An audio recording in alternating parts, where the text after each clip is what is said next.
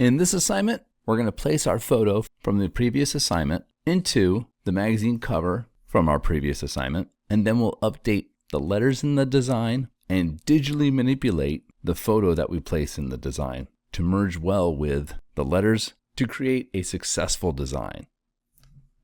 From the previous assignment, I showed two different photos. Here's the first one, and here's the second one. I'm going to work with this one because we can see a clear distinction between the background and the body. It will be easier to work with this one to show you the digital manipulation part of this assignment. While this image is fun to look at, it's hard to see a clear distinction between the head and the background, which is going to make it a little bit harder to digitally manipulate for this assignment. So there's multiple ways that you can bring an image into a design. The easiest way is to drag and drop it into the design. When we do this, Camera Raw plugin opens up. We can click OK, and it drops into the design. Another way we could do this is if you already have the photo open in Photoshop, you could do a Command A to select the whole area, Command C to copy,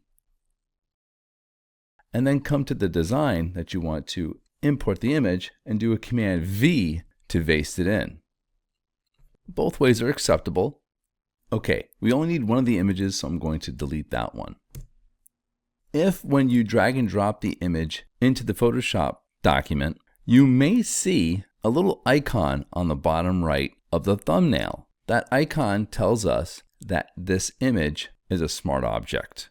And what does that mean to us? This is advanced information if you're an advanced user in Photoshop. And we won't be able to edit this photo, like remove the background of it, easily with the Properties panel unless the image is rasterized and pixel based.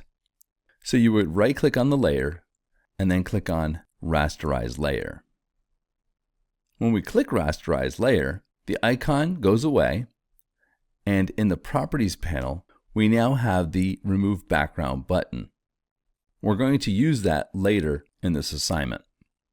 This lesson will continue in the next video.